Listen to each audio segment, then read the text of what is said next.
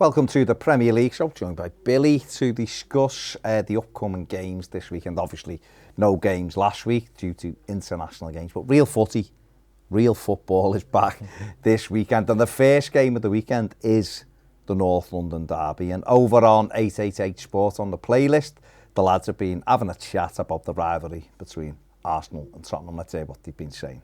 But is he really the fourth best manager in the Premier League? Is he really that? I feel so. I don't. Who's better?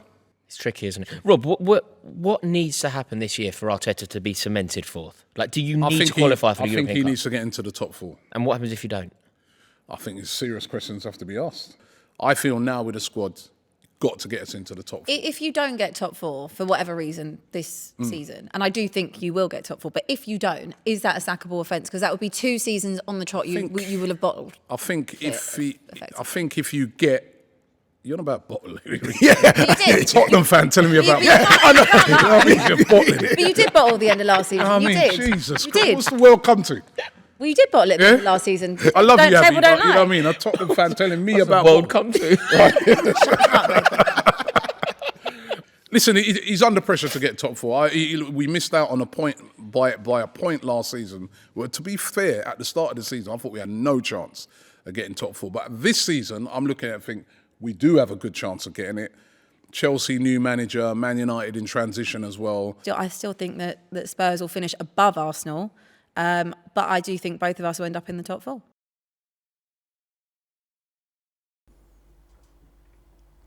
Interesting comments there. Comments about bottling it. If Arsenal don't get in the top four this season, they bottled it. Can you say they've bottled it in, well, September, the time of recording this, if they don't get in? Because they obviously started the season really well, at top of the league going into this. It's first v third. Last season, obviously, as Robbie said there on the clip, they fell away by a point. Spurs pipped them. But if they didn't get in it this season, could you class it as them bottling it?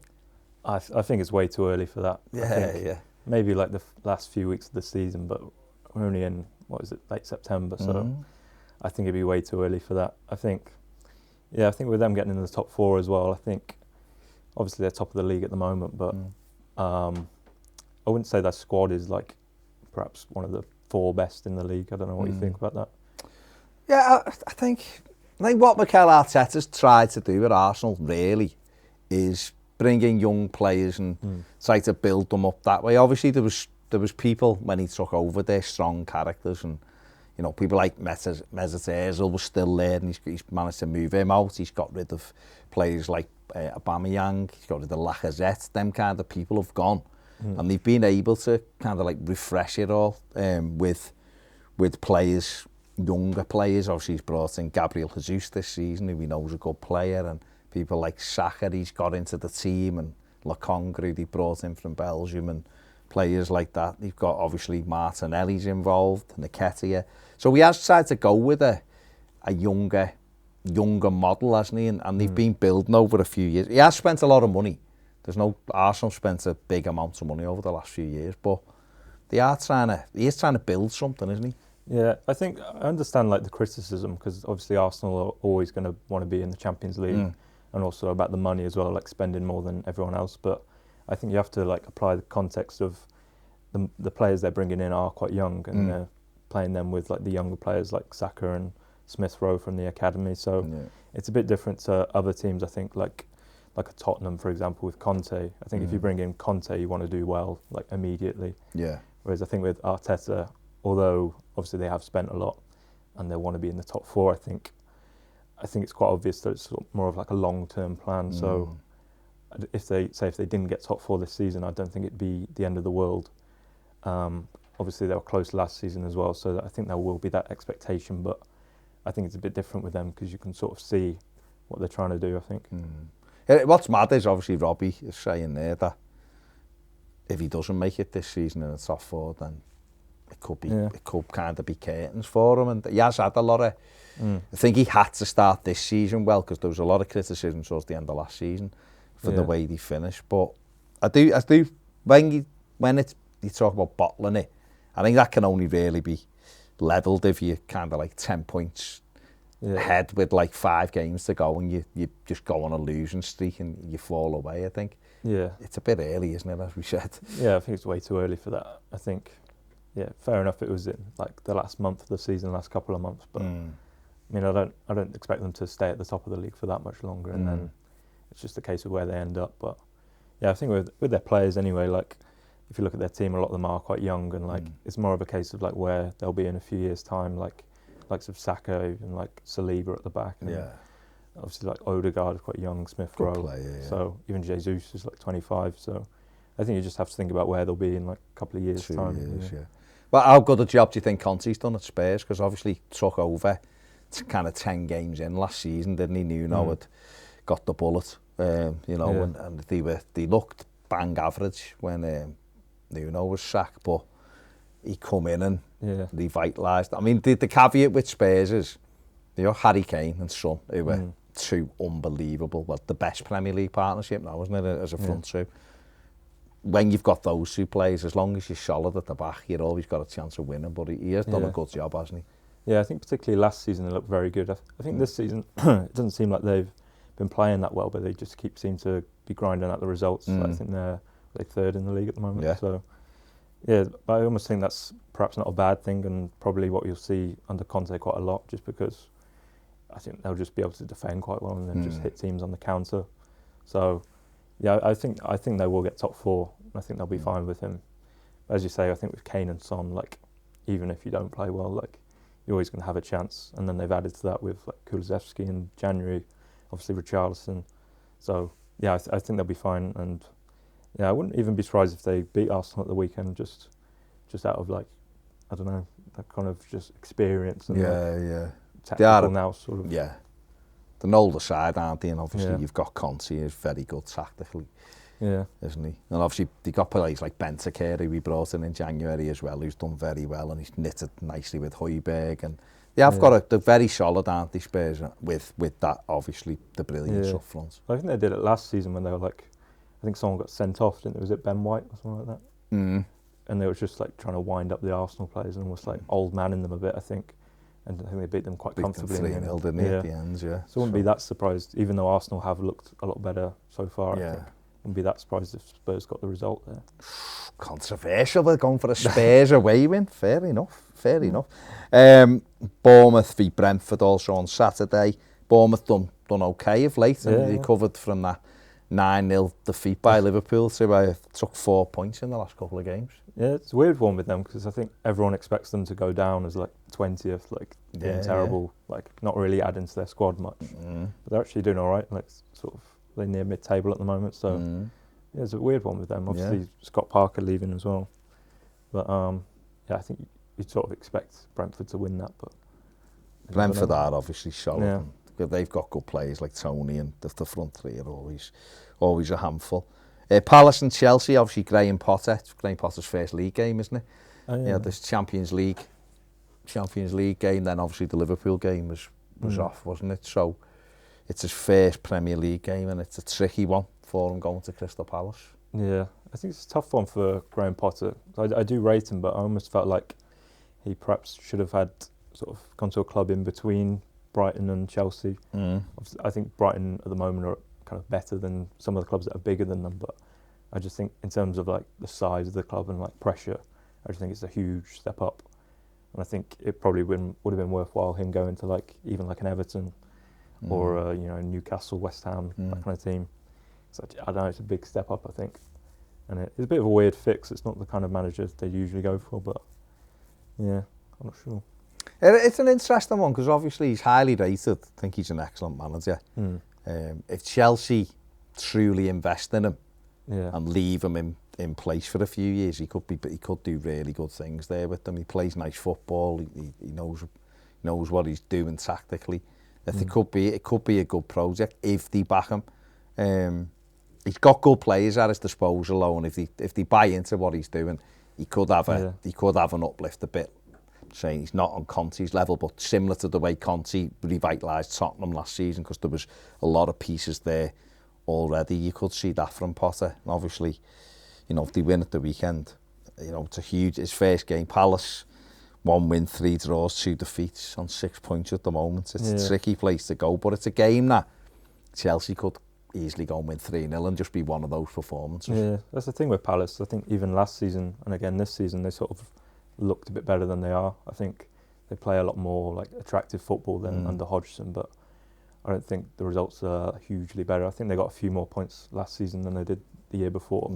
Wasn't again, massive though, the difference. No, but again, this season, I think the performances have been better than the results, or sort of looked better. Yeah, perhaps. yeah.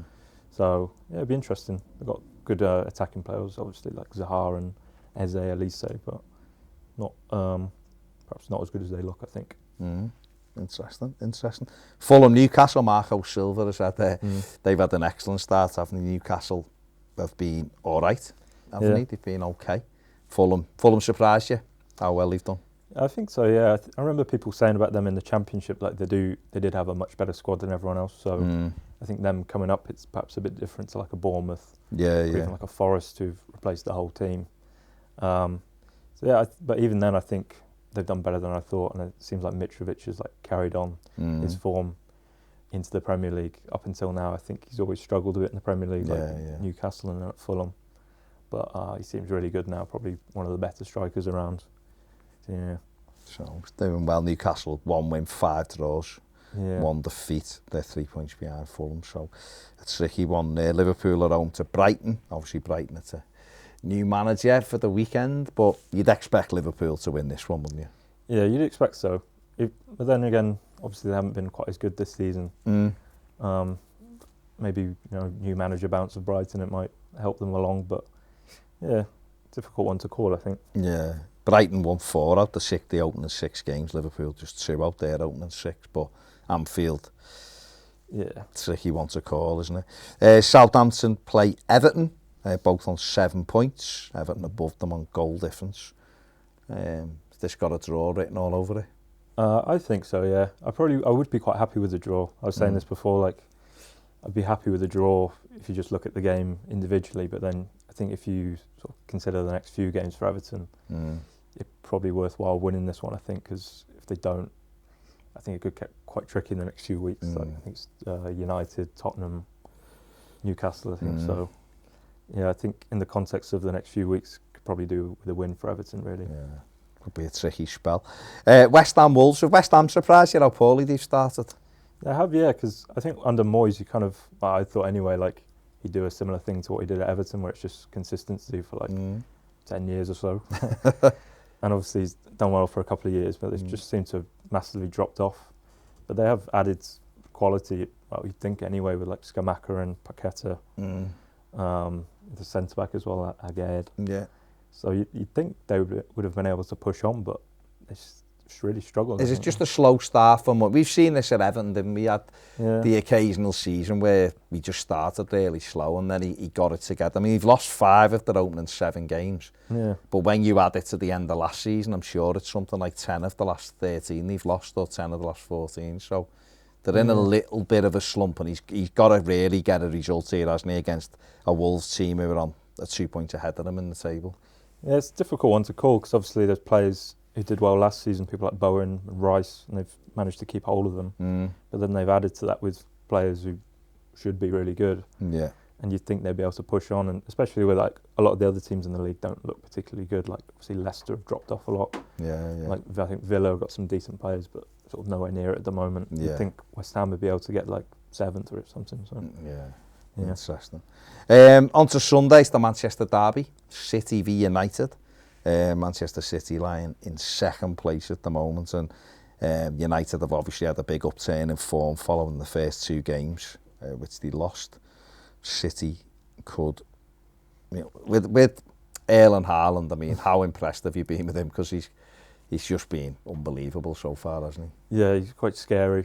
He just seems to score every game, and it's just like, I don't know, it's everything about him, like physicality. Obviously he's like 6'5", he's really quick, strong, his movement, finishing. And yeah, I actually don't think City have looked quite as good this season as they did for a lot of last season. They seem, obviously, I think there's a few results where they just haven't There was that Villa game, wasn't there? Villa and even Newcastle. They drew. I think it struggled a bit against Dortmund in the Champions League.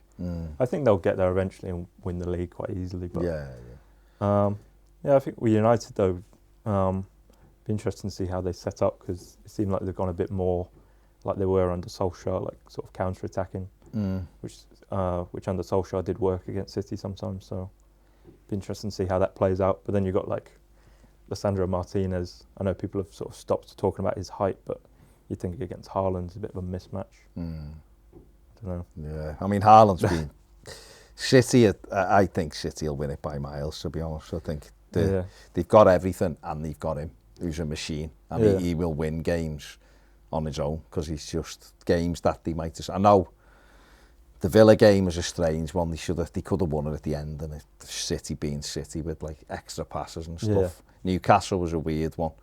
They were 3-1 down and almost could have won it. Should have won it early at the end. But with Haaland, we've always got a chance. And I think, looking at Man City goal difference plus 17 already. Man United is 0. So United aren't scoring loads of goals this season. As City are. So we'll have to see how well United's defence does. Yeah, that's the thing with City. Like, I expect them to get even better. There's not really, obviously Liverpool haven't started very well at all. And then you're looking at like Tottenham or Arsenal, and I don't really expect them to across the 38 games to be able to keep up with City. So yeah, I expect them to win the league. Yeah, definitely. Leeds Villa, the final game on Sunday. Villa, big win last time out against Southampton. Give them 7 points. Leeds have got 8 points. 2 of everything that Leeds have had so far. So how do you see this one? I think that's quite an interesting one. I think that'll probably be one of the better games to watch. I think Leeds are quite good to watch, especially with some of their new signings.